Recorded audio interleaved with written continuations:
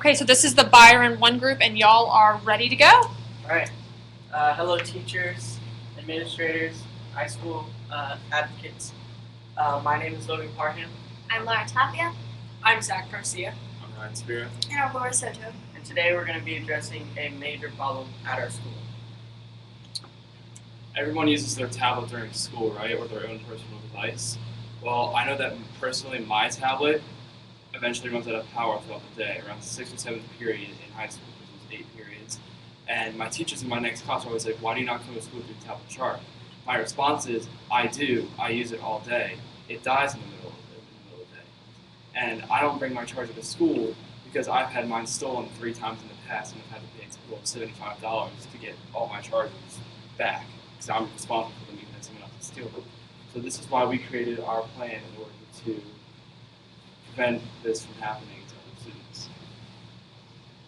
So our solution is to create a student-led organization in which during their lunch period, students can simply just take their tablet and give it to the organization.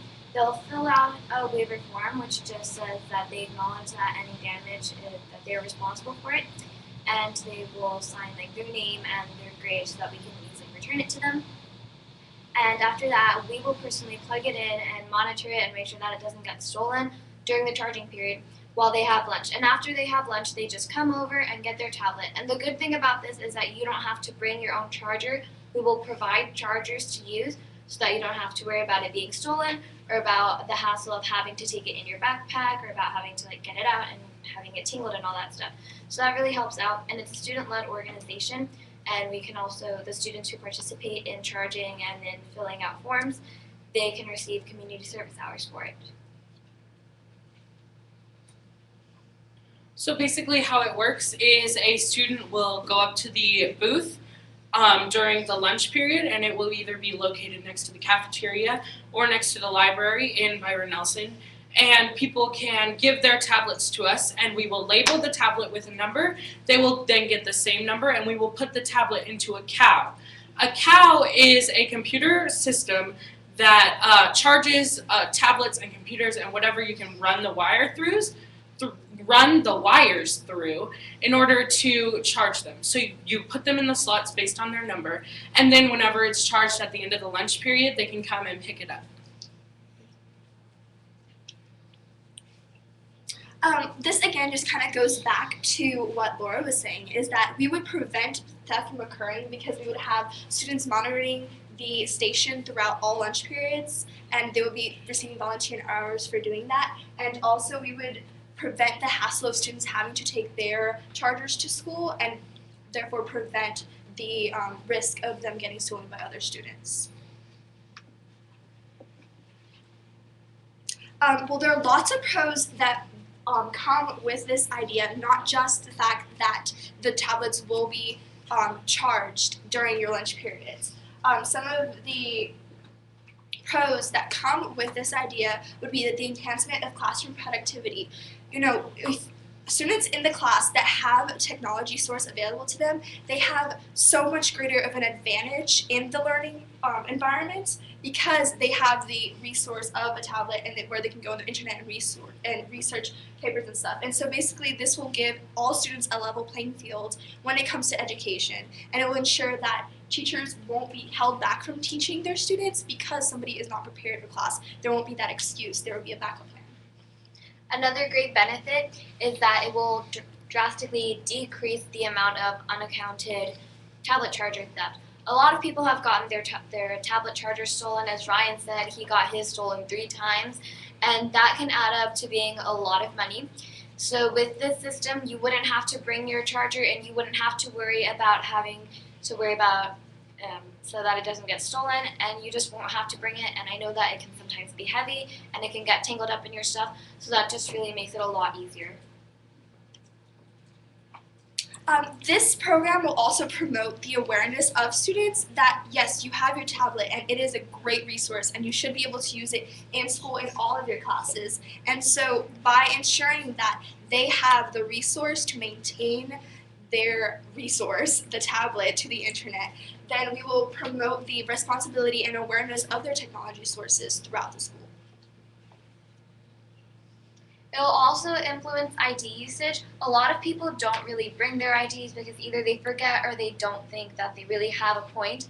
With this program, you need to present your ID to be able to charge it. So the first time that you want to get your tablet charged, you have to fill out a form, and the form has your ID number. But after that, you just scan your ID and it automatically keeps track of who's been charging their tablet. But you have to have your ID to be able to charge it. So that will really make sure that people bring their IDs to school, because if you don't have your ID, you won't be able to charge your tablet. So now we're going to talk about money, because a lot of the stuff that we want to do is kind of expensive, so we need to reach out into our community.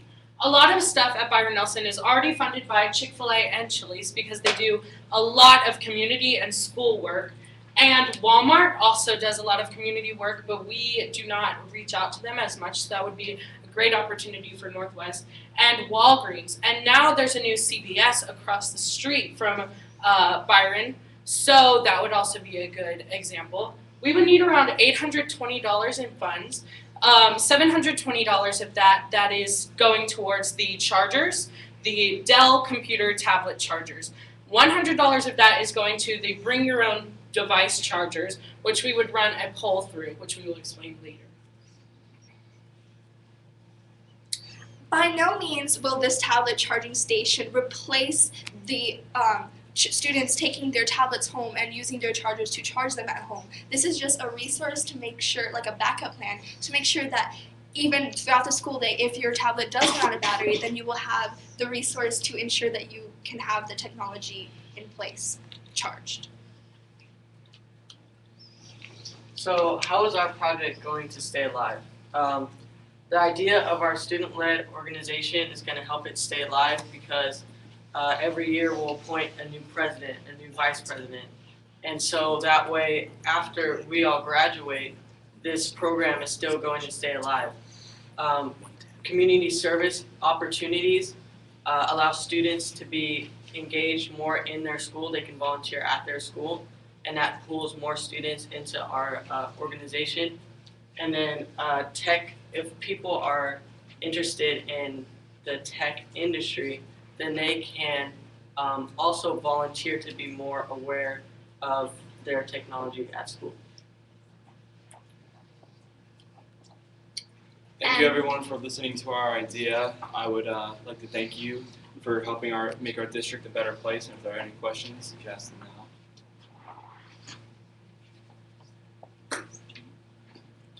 Me too. Okay, so go ahead, Arvin. I have a question. What is, hey, you guys can hold on for a minute. What is some of the opposition you think that your program is going to face from who, and what do you think some of their main points are going to be, and how do you plan on overcoming that opposition? I think a major opposition is going to be kids that don't want to volunteer. Maybe they think it's a techie, nerdy thing, and people aren't going to want to do it. Think it might not be cool. So I think that's a major problem, is going to be students wanting to participate, and I think community service is going to be a great pool for us to pull students in to be involved. I personally think that it's the fact that people will think that they don't want to have to charge their tablet anymore, and that's not the case, because we're not going to, if there's someone who comes every day with a dead tablet, we're going to be able to tell, and that's another thing we can do, is we can start having a log, you can only do this you can't do this every day of every week, because with a dead tablet, it has to be at least 20% charged sometimes, because then we know you're being irresponsible. I also don't think that it's the fact that people don't want to volunteer, because I personally do it myself. I have to get in 22 hours every year for different things, lacrosse, school, church, everything like that, and this is a perfect opportunity. And a good example of that is a kid named Nico Mesha at our high school, who does all the stupid volunteer stuff that no one else wants to do. And he's varsity football, he's going to college for it, but he does the goofiest stuff, and he's the great example that there's nothing you can't do for your community. Like Ryan said, a lot of kids might think that it's an opportunity to not charge your tablet, and that is not at all the case. The lunch periods are only 30 minutes. you cannot get a full battery in 30 minutes. If you have third period lunch and you have to use your tablet for the rest of the day, with that 30-minute charge, you will not be able to charge your entire tablet. You might get a good 30%, which say if you had your tablet charged overnight and it's at 80% and you get it charged in 30 minutes, it will bring you back to 100. So now you have some more time to use your tablet. But by no means is it an opportunity to not charge your tablet because you still have to have that responsibility. So there's kind of multiple stakeholders involved in this. There's the students who will be bringing the tablets to you. There's the teachers in the classroom, and then there's the administrators, and then there's y'all. So we know why it's going to benefit the students because they're going to have an opportunity to charge. In terms of getting teacher support and administrator buy-in, what do you think the biggest benefits are to making this service available to students?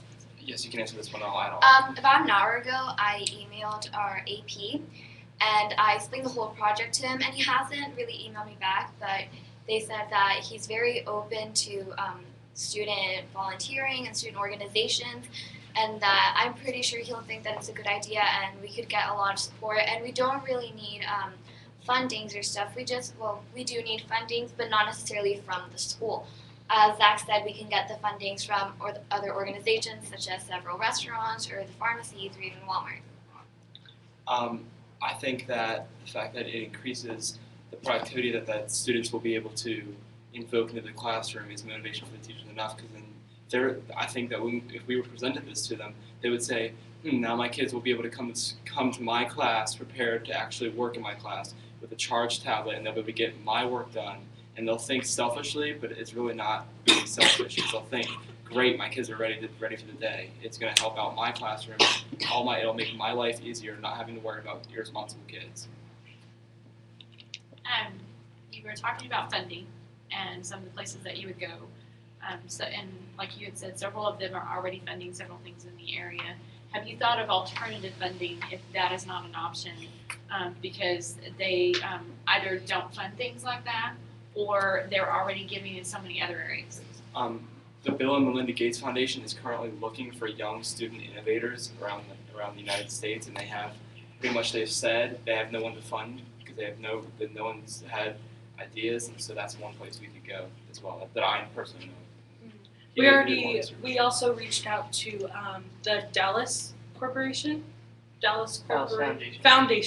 and they also are the same idea. They fund groups that want to start something in their school or organizations. And we also have a campus-based, well, it's not really campus-based. One of my theater teachers has a foundation just like that where he funds ideas and he helps them going. So,